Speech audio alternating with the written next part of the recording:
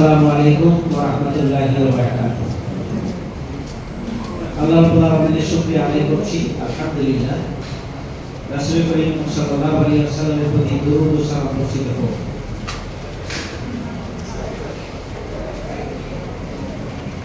বৈষম্য,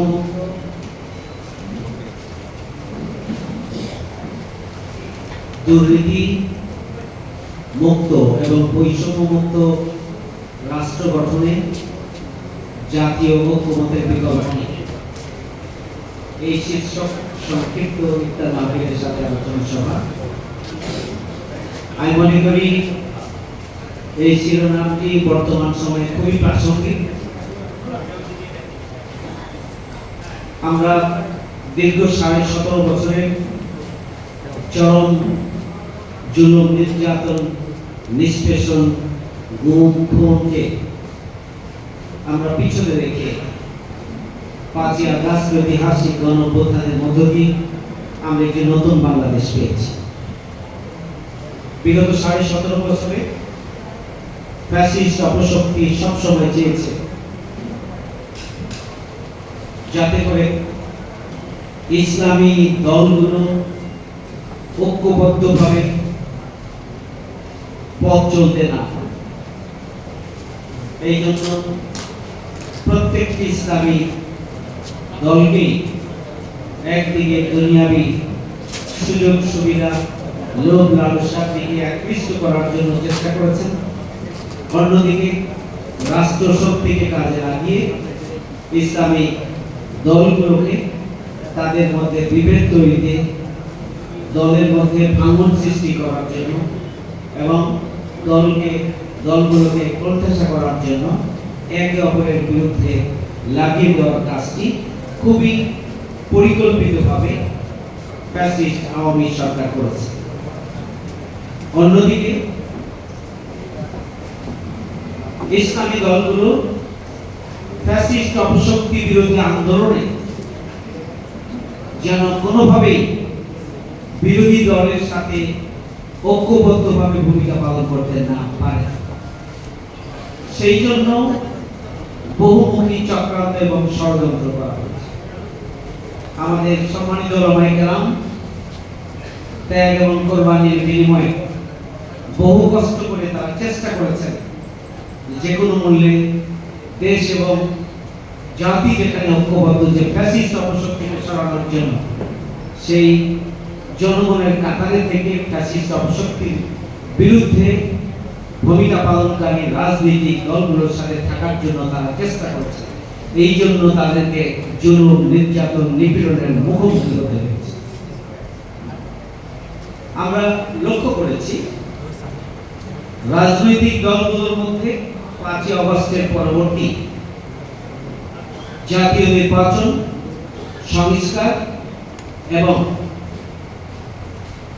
খুনিদের বিচার, এই 3 দাবিতে ঐক্যবদ্ধ থাকা উচিত ছিল।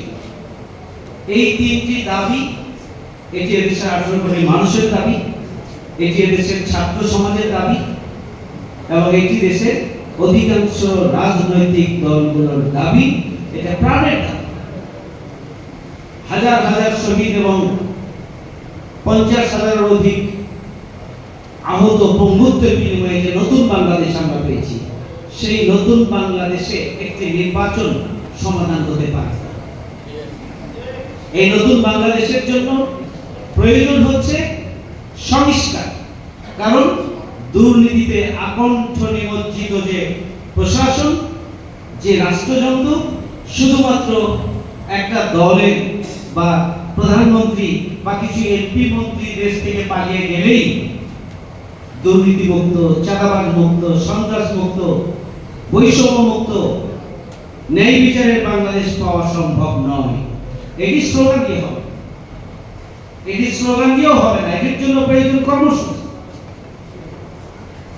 এটির জন্য প্রয়োজন পরিকল্পনা, এটির জন্য প্রয়োজন কমিটমেন্ট, এটির জন্য প্রয়োজন দুর্নীতিমুক্ত মানসিকতা, এটির জন্য প্রয়োজন হচ্ছে বৈষম্যহীন মানসিকতা সম্পন্ন রাজনৈতিক নেতৃত্ব, রাজনৈতিক সংগঠন এবং জনশক্তি।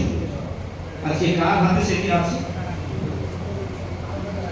যদি নতুন বাংলাদেশ আমাদেরকে বিনির্মাণ করতে হয়, দুর্নীতিমুক্ত বাংলাদেশ প্রতিষ্ঠা করতে হয়, বৈষম্য মুক্ত বাংলাদেশ প্রতিষ্ঠা করতে হয়, যেমনি ভাবে জাতীয় ঐক্য দরকার, ঠিক তেমনি ভাবে রাজনৈতিক দলগুলোর দেশপ্রেম, স্বাধীনতার সার্বভৌমত্বকে ঝুঁকির হাত থেকে রক্ষার জন্য জাতীয় ঐক্য এবং নৈতিক দিক থেকে প্রত্যেকটি রাজনৈতিক দলকে এবং তার কর্মীকে আরো বেশি সমৃদ্ধ হওয়া প্রয়োজন, জবাবদিহিতা প্রয়োজন, কমিটমেন্ট প্রয়োজন, ত্যাগ এবং কোরবানি প্রয়োজন। এই সব কিছুর জন্য প্রত্যেকটি রাজনৈতিক দলের আভ্যন্তরীণ সংস্কার প্রয়োজন এবং রাজনৈতিক দলগুলো পারস্পরিক সম্পর্ক, সৌহার্দ্য, সম্প্রীতি, ভালোবাসার বন্ধনে আবদ্ধ হওয়া প্রয়োজন এবং ছোট্টখাটো দলীয় স্বার্থ, ব্যক্তি স্বার্থের ঊর্ধ্বে উঠে জাতীয় স্বার্থকে, দেশের স্বার্থকে, 18 কোটি মানুষের স্বার্থকে সামনে রেখে জাতীয় ঐক্যকে সুদৃঢ় করার মধ্য দিয়েই আগামী দিনে আমরা নতুন বাংলাদেশ প্রতিষ্ঠা করতে পারব। শুধুমাত্র স্লোগান দিয়ে আমরা বৈষম্যহীন আর দুর্নীতিমুক্ত নতুন বাংলাদেশ পেতে পারি না। সম্মানিত সুধীমণ্ডলী, আমি যেটি বলছিলাম, তিনটি বিষয়ে জাতীয় নেতৃবৃন্দ ঐক্যবদ্ধ হওয়া উচিত, একমত হওয়া উচিত, এক ধরনের বক্তব্য হওয়া উচিত। না হলে আমরা আশঙ্কা করছি 5ই আগস্টের আন্দোলনের যে চেতনা, 5ই আগস্টের আন্দোলনের যে অর্জন, সেটি আবার ব্যর্থতায় পর্যবসিত হওয়ার সম্ভাবনা রয়েছে। তার প্রথম হচ্ছে নির্বাচনের জন্য অবশ্যই ক্ষেত্র প্রস্তুত করতে হবে এবং নির্বাচনের জন্য রাষ্ট্রকে নির্বাচনের যাবতীয় সংস্কার সাধন করে নির্বাচনকে এগিয়ে নেওয়ার জন্য সরকারকে উদ্যোগ গ্রহণ করতে হবে। তার আগে প্রয়োজন হচ্ছে সংস্কার, শুধুমাত্র নির্বাচনী সংস্কার নয়, প্রশাসনের সংস্কার, সিভিল প্রশাসনের সংস্কার, পুলিশ প্রশাসনের সংস্কার, দেশের বিচার ব্যবস্থায় সংস্কার, দেশের আইন ব্যবস্থায় সংস্কার থেকে শুরু করে সামগ্রিকভাবে মৌলিক, মোটা দাগে গুরুত্বপূর্ণ সংস্কারগুলো যদি সম্পন্ন করার জন্য সরকার পদক্ষেপ গ্রহণ না করে, রাজনৈতিক দল যারাই ক্ষমতায় আসবে তারা 18 কোটি মানুষের গণ আকাঙ্ক্ষার চাইতেও দলীয় স্বার্থ বিবেচনায় তারা নিয়ে আসবেন, যা এই 5ই আগস্টের আন্দোলনের সফলতাকে ব্যর্থতায় পর্যবসিত। আমি একদম শেষ পর্যায়ে যেটি বলতে চাই, এই জন্য আমাদেরকে অবশ্যই মোটা দাগে মৌলিকভাবে রাষ্ট্রের জন্য যেসব সংস্কার প্রয়োজন দ্রুততম সময়ের মধ্যে সেই সংস্কারগুলোকে সম্পন্ন করতে হবে। আমি অন্তর্বর্তীকালীন সরকারকে অভিনন্দন জানাই যে তারা বিভিন্ন সংস্কার কমিশন গঠন করেছিলেন, সেগুলোর প্রতিবেদন জমা দিয়েছে। এগুলো নিয়ে জাতীয় ঐক্যমত্যের কমিশন আবার গঠন করা হয়েছে, সেখানে রাজনৈতিক দলগুলোকে একটা সময় দেওয়া হয়েছে। রাজনৈতিক দলগুলো তাদের প্রতিবেদন জমা দিচ্ছেন, পরামর্শ জমা দিচ্ছেন। এই সবগুলোকে সামনে রেখে অন্তর্বর্তীকালীন সরকার পদক্ষেপ গ্রহণ করবে।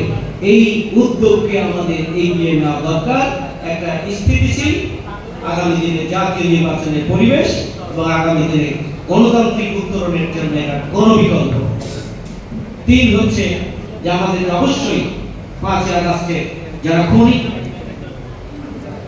2006 সালের 28 অক্টোবর শাপলা চত্বর হত্যাকাণ্ড, পিলখানা হত্যাকাণ্ড এবং রাজনৈতিক নেতৃবৃন্দকে যেসব হত্যাকাণ্ড পরিচালনা করেছে এই সরকার, বিশেষ করে 5ই আগস্টের সাথে রিলেটেড যে হত্যাকাণ্ড, খুনি, তাদের বিচার হতে হবে। এটা শহীদদের আকাঙ্ক্ষা, শহীদ পরিবারের আকাঙ্ক্ষা, এদেশের 18 কোটি মানুষের। আমরা যদি এই 3টি বিষয়ে ঐক্যমত্যের ভিত্তিতে আমরা একটি জাতীয় ঐক্য তৈরি করে নতুন বাংলাদেশ বিনির্মাণের জন্য নিজ নিজ অবস্থান থেকে আমরা ভূমিকা পালন করতে পারি, তাহলে আমরা একটি নতুন বাংলাদেশ পেতে পারি। গণতান্ত্রিক অভিযাত্রা আমরা আবারও নতুন করে শুরু করতে পারি এবং সুখী সমৃদ্ধশালী বসবাসযোগ্য একটি নতুন বাংলাদেশ আমরা প্রতিষ্ঠা করতে পারি।